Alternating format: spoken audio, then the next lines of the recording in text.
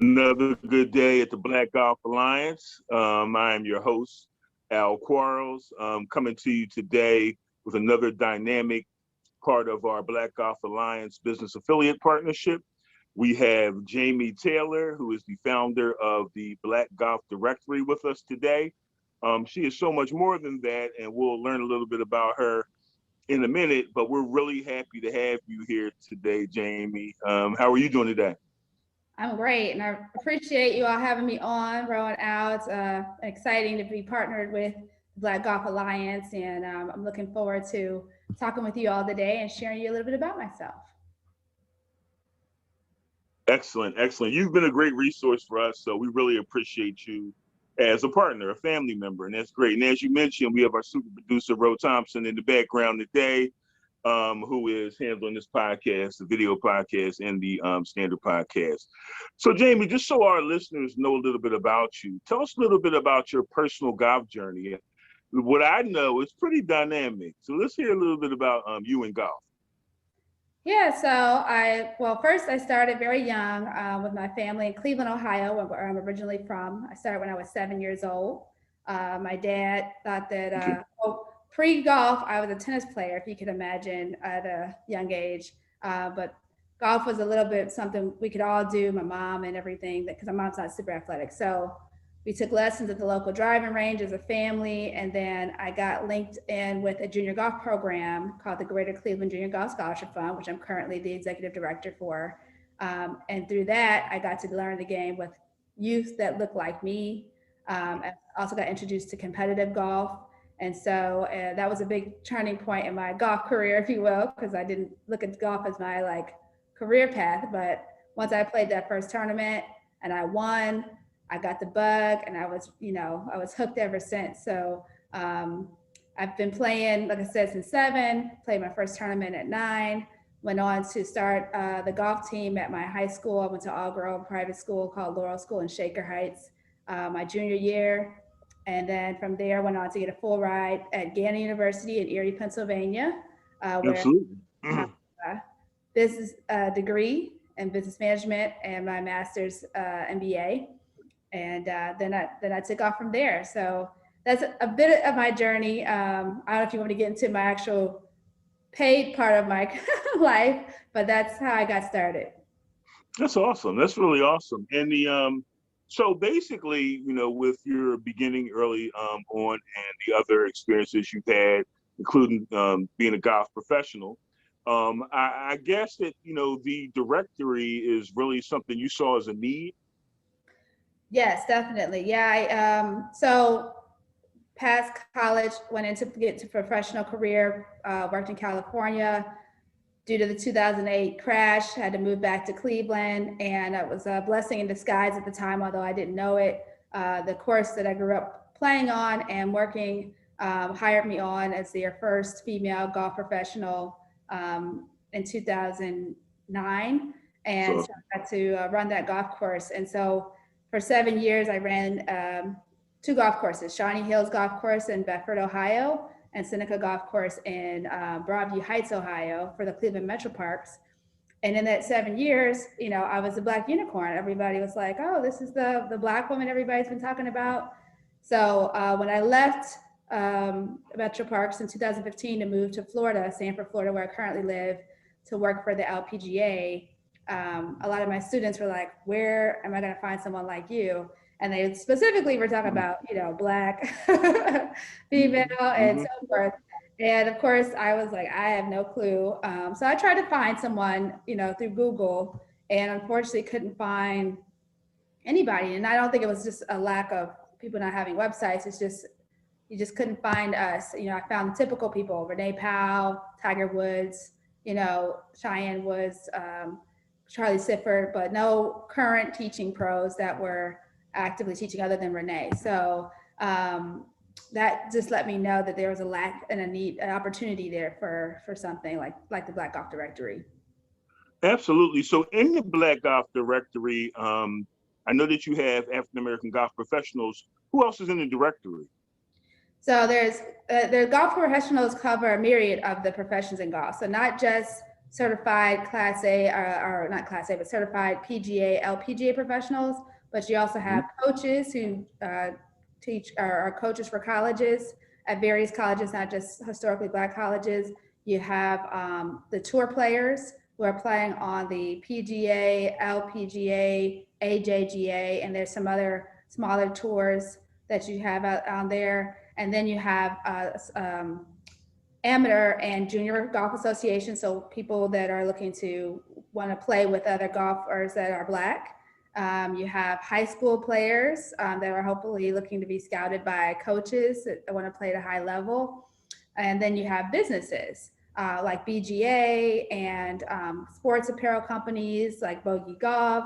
You got all types of businesses. I started to say Buck of Fogies. That's what I was trying to say, Buck of Fogey Golf. And you got also the media. You got the podcast, Black Junior Golf Podcast. You got social groups like yours. So I try to bring in everything Black, African American specific on the website so that everybody can use it as a resource and find out where we are located. That's awesome. It's definitely needed, and it's a great resource. So I commend you on your vision with that. Who are some of your heroes in the game? You know, you started at a young age, so you've been around for a while. Who are some of your heroes or sheroes in this industry? Well, I'd say, fortunately and unfortunately, because they are definitely made a difference in my life. I didn't have a lot of Black heroes because, growing up in golf, I didn't see a lot of us at the golf course. So a couple of my heroes that are unknown to people, but Jeff Staker, he was a PGA professional at the golf course where I started. He was running the program that I started in. He took me under his wing and mentored me and really gave me my first job at, well, not my first job, but he gave me a job at the golf course so I didn't have to pay for golf, as well as allowed me to learn the business. So he really was the one that influenced me to want to even consider a career in golf. I later on got to meet Miss Renee Powell because she's from Ohio, like me, and we formed a bond later in my career. But she's been an inspiration, and we talk pretty regularly now because she is really a good person to talk to and bounce ideas off of as far as how to make a difference in golf and change the face of the game. And then I think anybody out there that's really doing it, I'm inspired by Mariah Stackhouse, Sedina Parks when she was out there. I got to go to a lot of tour stops, and it was just always great to see someone that looked like me actually doing it and doing it well, because that's something you don't get to see very often. So just seeing them out there. Also Nancy Lopez, actually, I grew up watching her, and so just I would say those are my few people that pop up in my head. That's awesome. They're great folks. So some of the folks I look up to as well. What about your connections in the industry? I was doing a little research and I saw that you were connected to Girls Golf, the Women in Golf Foundation, and you're really instrumental when it comes to, building the game, reaching back and pulling up. So can you talk about some of those programs you're connected to? Oh, definitely. Yeah, I mean, growing up in a junior golf program, it kind of connected me to that grassroots, golf connection. And so I'm always wanting to support and promote those groups that are helping to get amateurs and juniors into the game. And so actually, when I ran my golf courses, that's why I was inspired to go to LPGA headquarters, because I figured if I'm a unicorn at this little municipal golf course in Cleveland, I'm probably just as much of a unicorn on a bigger scale. And so going to LPGA headquarters, was a way for me to kind of have a bigger impact on hopefully the lives of young girls and women. And so through my job there, I was working as the programs manager for the foundation of the LPGA, and did a lot with their LPGA USG Girls Golf, which is I think they just celebrated over 20, or they have almost 30-year anniversary of existence, and they help to get girls ages 7 to 17 roughly into the game of golf nationwide. I liken it to like a Girl Scouts, but for golf. Yeah, that sounds good. Yeah, so you have people all over the country that run it, men and women. Most of them are certified professionals, and just to get them interested and learn with other girls and have that social aspect that girls like to have. So I got to do a lot with them.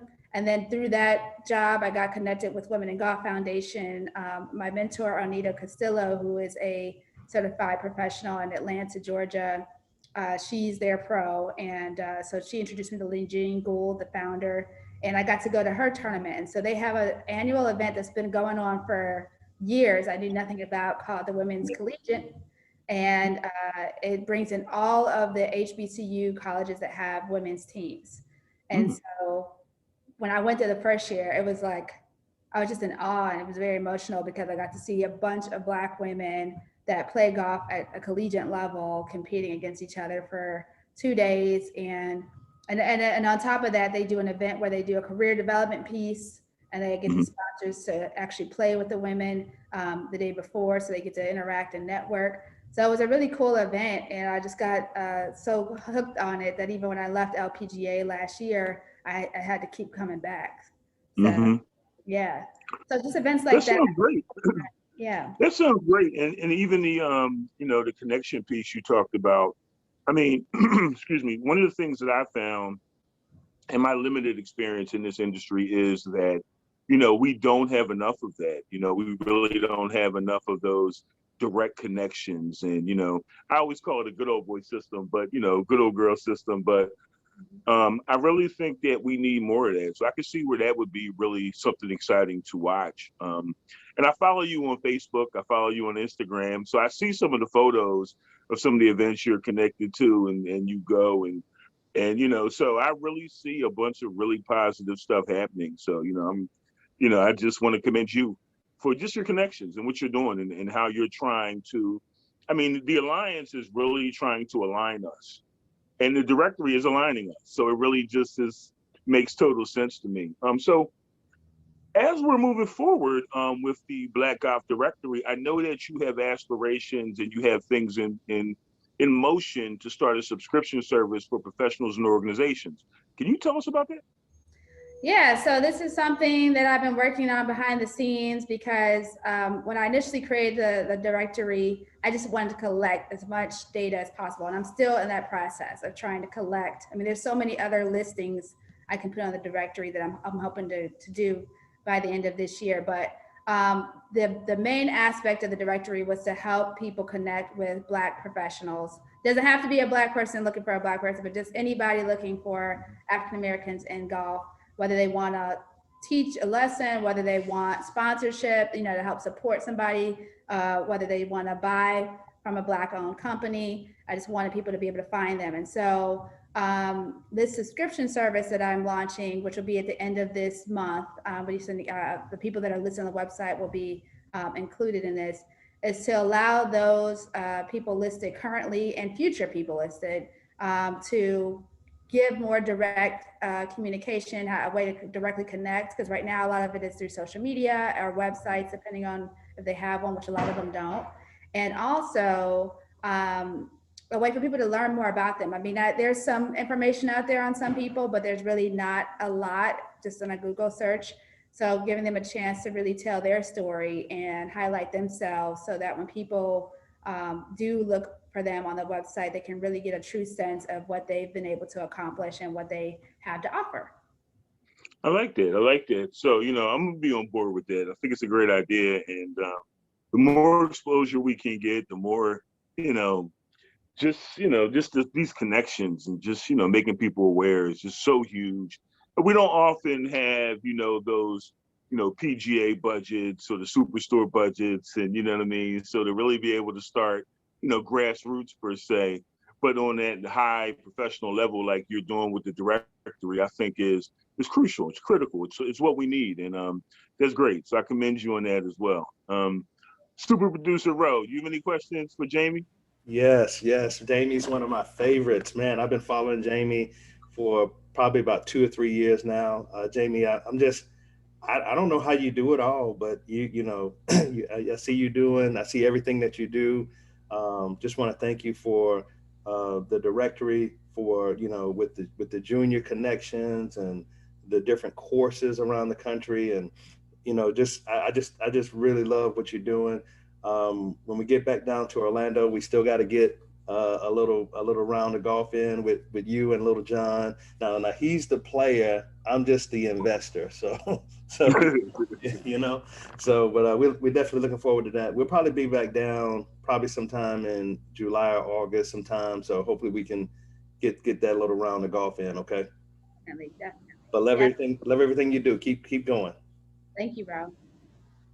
So, so you're still down in the Sanford area?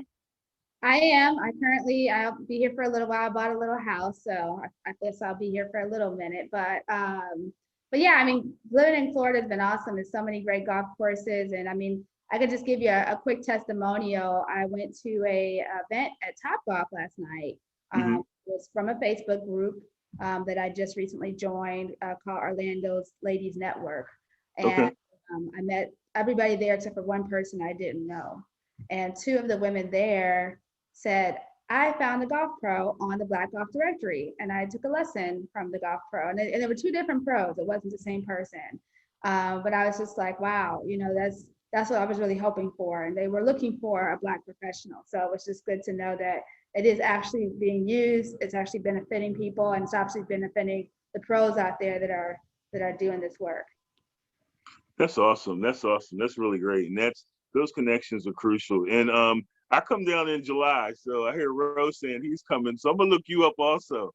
Okay. I usually make sure I spend a day with John Montgomery. He's one Yeah, of my favorites. Up here, Scott Deloach is my uncle, but in Florida is John Montgomery. So now it's going to be, I'm gonna have to spend a day with you if I can, at least a couple hours. I'd love to see you. definitely. Yeah, John's great. We've done a clinic together. I'm hoping to do more things with John in the future. But yeah, you got good people. Absolutely. So I'll make sure I hit you up before I come down there. So Okay. how do people get in contact with you? What's the easiest way for them if they want to advertise, if they just want to follow you? So how do people get in contact with you? And obviously go to the Black Golf Directory website. It's spelled out blackgolfdirectory.com. But also we are on Facebook, Black Golf Directory. We're on Instagram, Black Golf Directory, and we're on Twitter, I think at BGD_directory. And Mhm. we're also on LinkedIn. So those are places you can find anything related to the directory, and obviously it'll get to me. And then you can also follow my personal page, Jamie Golf, on Facebook as well as Instagram. It sounds great. I like watching you and following you, and just once again, thank you. It's really good to have you as one of our partners, and you've been there. It's like I said early on, you reached out and made sure we were connected, and you know what I mean. So you're doing the work. You're not just talking about it. You're making it happen. So I thank you, and just look forward to you doing great things. And as we move forward, I hope that if there's anything that the Alliance can do to support your work as you supported us, you let us know. I just appreciate the opportunity to tell my story, and I hope to continue to help elevate what you're doing as well, and others that are out here doing the work. Absolutely. It's a great story to tell. So we thank you. And you have a great rest of your week, a great weekend. And we will make sure that we get this out to our members and our viewers very soon. Awesome. Thanks, guys. Absolutely. Have a good one.